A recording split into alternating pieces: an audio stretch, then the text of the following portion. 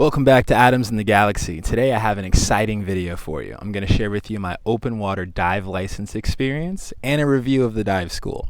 So if you're considering going diving for the first time, getting your open water license, or if you're trying to figure out what school to choose if you decide to do it here in Koh Tao, this is the perfect video for you. Let's get started.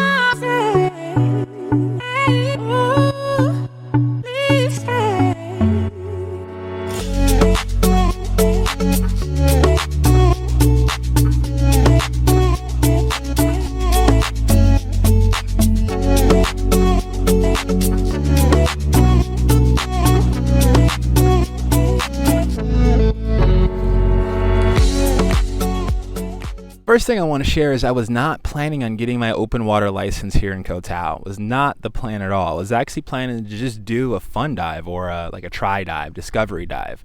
The first time I went diving was about 2 months ago in Indonesia on an island in Gili. It was an amazing experience, my very first time going underwater in a scuba suit.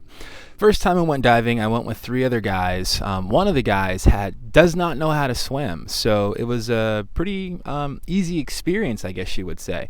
We spent about 2 hours in the pool trying on our gear, learning how to use the equipment, and then we spent about an hour in the ocean. So it was a beautiful experience, and I would highly recommend it. Doing a discovery dive or a try dive is a great opportunity to see if the open ocean or if going underwater is an experience that you want to have. So I highly recommend trying a discovery dive the next time you get an opportunity. So when I came to Koh Tao, I was, again, planning to just do another dive. As I travel throughout Southeast Asia and the world, I plan to go diving a few times. After talking to many other travelers, I was convinced that getting my open water license was what I wanted to do. Especially here in Koh Tao. This beautiful island is the perfect place and one of the cheapest places in the world to get your open water license. I got mine for about 11,000 baht, which ends up being about $300 US, and it's totally worth it. I would say it's truly like going to another world. In a sense, you kind of have like this spacesuit on and you're breathing out of an oxygen tank and you have all this equipment and you're in another world. The gravity is different and it's like a whole ecosystem of fish, all different types of fish doing all different kinds of things. And some of the fish are curious, so they come up to you and try and figure out what's going on. Some of them are scary and just kind of swim away. But the deeper you go, the schools of fishes just get bigger and more amazing. We also got to explore a shipwreck here in Koh Tao, which was another amazing, beautiful experience. One of the coolest things about going open water diving is when you master your buoyancy. And basically all that means is you use your breath to control your depth. So as you're cruising through and let's say there's a rock in front of you, you don't swim up and then go over and swim down. You literally just use your breath to rise you up as you just swim straight, and then use your breath to come back down and to swim straight. It's a magical experience. It's the first time in my life that I've really been able to see the power of my breath, like physically and like literally in front of you or inside of you, just using your breath to ascend and descend while swimming with fishes. I would say it's probably one of the coolest experiences if you're into meditation, because it really does show you how powerful your breath truly is in this kind of environment. Koh Tao is known for diving. That's primarily what most people come here to do, is to get their dive license. Now there's plenty of other things to do here on the island, but because it's so popular for diving, there's a ton of different dive schools. So I spent a few hours really kind of popping in between a bunch of different dive shops, comparing prices, comparing what they offer, how much I can get, how many dives I can do, what the experience is like. And I chose to go with Rocktopus. Rocktopus was actually recommended to me by my neighbor upstairs in the villa that I'm staying in. And he had a lot of amazing things to say about this shop in particular. This was the last shop that I actually went and reviewed and, asked questions before I made my decision on where to go. Rocktopus was not the cheapest one, but I chose Rocktopus for a lot of different variables. For one, the staff, the guy that I talked to seemed really confident, and all the instructors that I talked to were really knowledgeable and were able to answer all of my questions in a very effective way. There was no questions left unanswered by the end of my initial consultation. Also, I chose Rocktopus because they had a pretty cool vibe. Like a lot of the other shops that I went to, they were empty. There was only like one person in there behind the counter.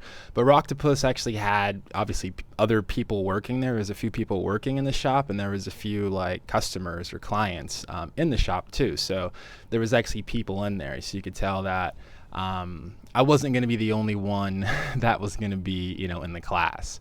Whereas some of the other schools, I might have been the only person in the class. So it was another reason why the vibe at Rocktopus was pretty cool when I walked in. Now let's discuss the Openwater 20 program. So it starts off with day 0. So the day before you actually get started, you have orientation.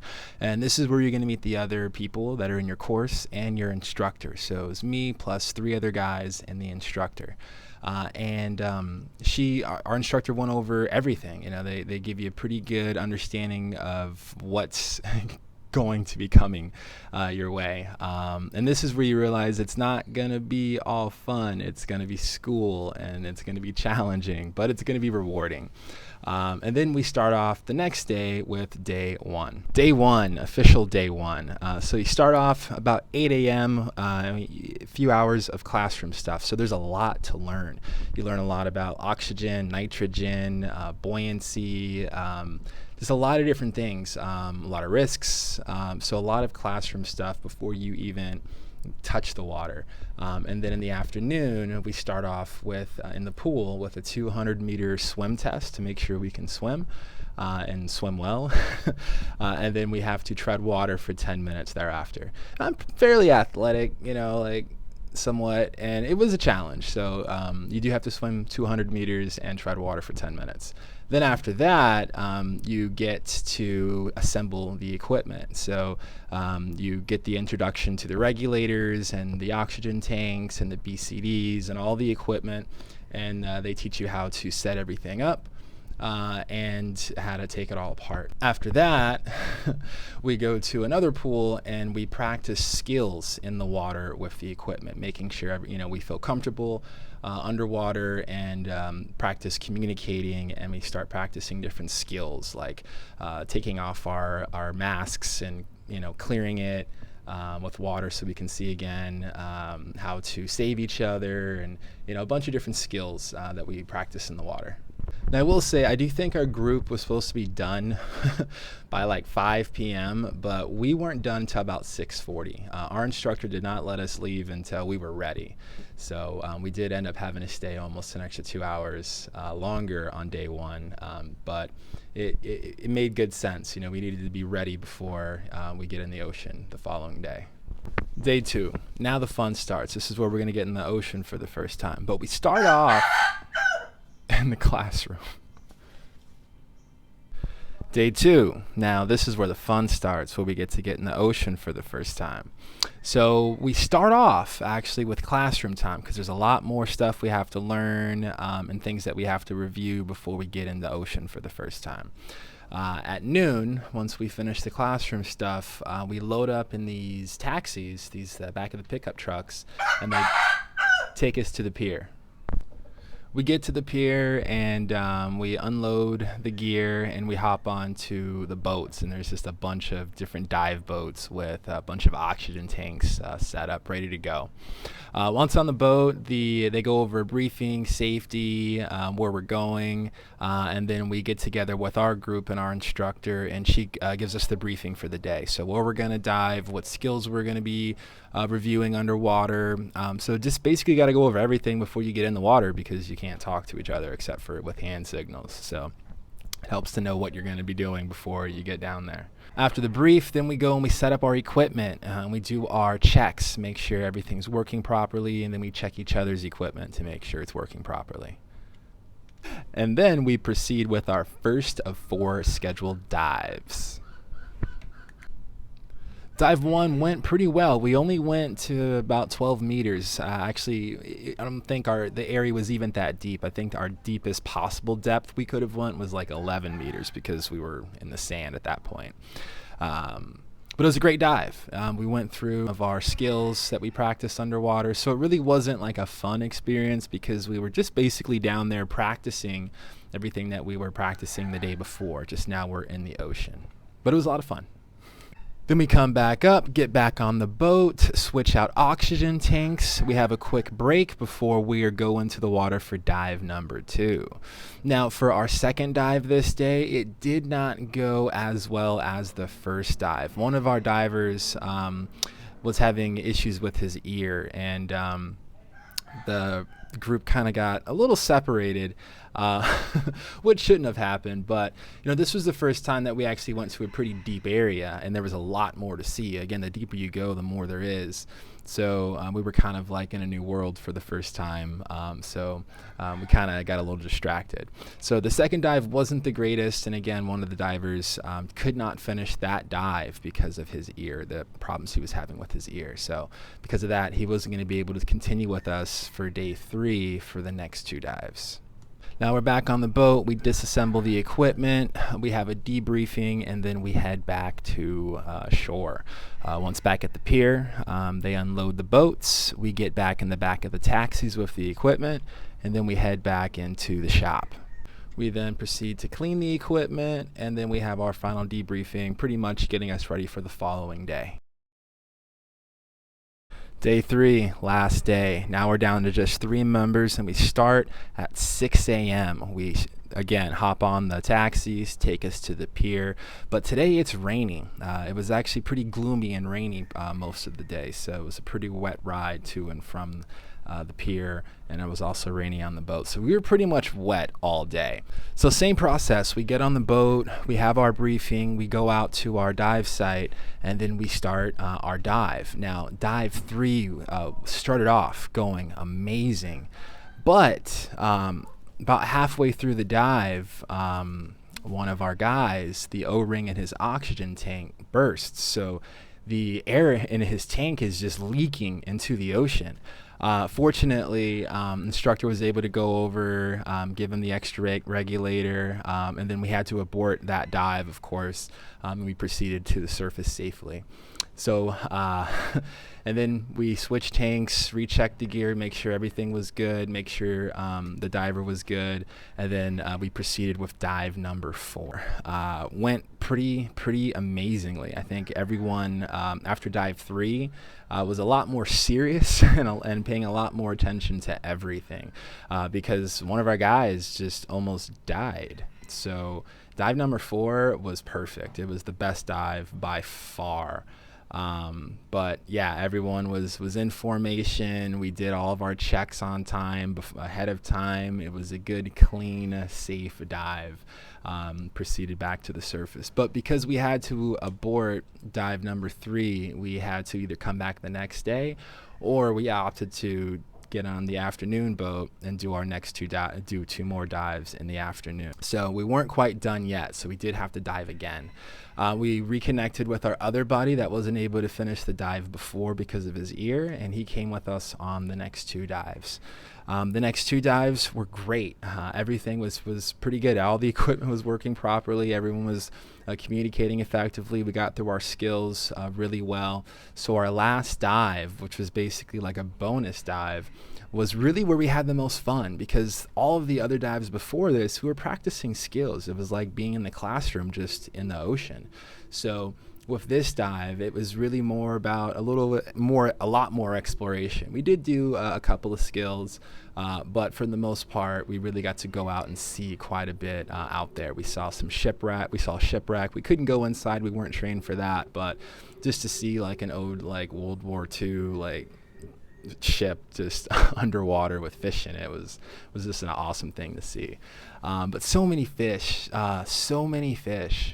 big fish, and like I didn't expect to see that many fish. Like I've been snorkeling and I've been diving before, but there's something different about the water here, and the fish here are beautiful, and there's so many, and it's amazing. So yeah, that was definitely the best dive. Unfortunately, one of our members wasn't able to finish the last 2 dives with us, as he was still having some issues with his ear and got a little seasick.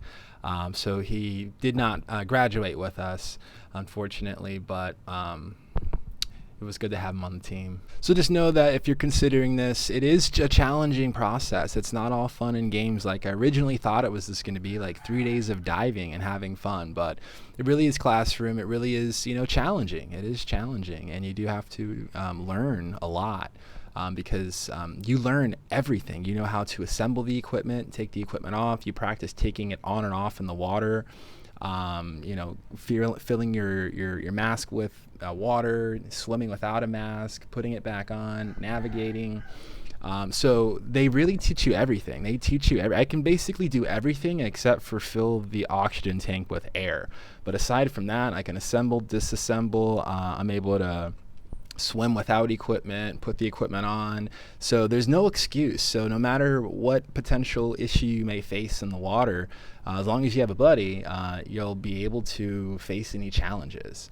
All right, we get back after our last dive again, clean up the equipment, put that up. Then we meet for our debrief. We got our license, and then they played our graduation video for us. Overall experience was really rewarding. This was the first time really while I've been traveling that I feel like I really accomplished something. Like before this, I've hiked volcanoes and I've been diving and I've been surfing for the first time and, monkey rainforests and all this stuff. But getting my open water license was really rewarding. It was challenging, and it was a really cool new experience, and it exceeded my expectations.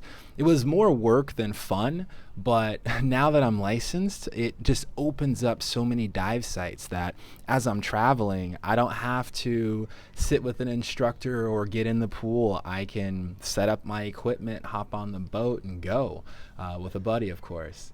But I highly recommend it. The guys, all the 4 of us pretty much hung out for the last week or so while we've been hanging out in Koh Tao. And obviously when you spend that much time with someone in a pool and in the ocean and on a boat, you kind of, you form a friendship. So it was also great because it helped me to connect with other people, not just the other people in my course, but other people on the boat and the other instructors. So it was also like a nice little team building group activity that, gave me something to do for a few days here in Koh Tao. So rewarding all around, worth the $300 for 3 days. And I highly recommend it. It's a beautiful experience, especially here. There's so many fish. It's clear, beautiful waters. It's like being in a swimming pool, but it just goes on far. Come diving in Koh Tao. It's basically the whole experience. Now let's talk about if I would recommend the school. I would highly recommend Rocktopus. I think that the experience that we went through was very challenging and rewarding. Our instructor was really great, and I felt like she did a really good job of managing us, keeping us under control, and educating us in the most effective way. Even though one of our guys almost died, which is the worst possible scenario you could have. Like, you got to think, to be that guy, to be diving, going through getting his, certification, and we're on our 3rd dive, and we're about 18 meters deep, and all of a sudden your oxygen is just leaking out into the ocean, and you can't just go straight up because we've been down that deep for a while, so you have to kind of slowly come back up. Otherwise, it can cause some issues. But with everything that happened, the instructors were very professional. They took care of everything. They made sure that he was okay, that we were all okay. And even though it wasn't the best experience, it was the best possible experience that we could have had given what we had. And everything was taken care of. Everyone was fine, and we got through, and it was really rewarding. So I highly recommend Octopus. I would say it's probably the best school on the island. If you found this video helpful, please like and subscribe. This is a new channel, so every like and subscribe goes a long way. All of today's video was shot in Koh Tao, Thailand. There will be a review of this place coming to the channel soon, so please stay tuned for that.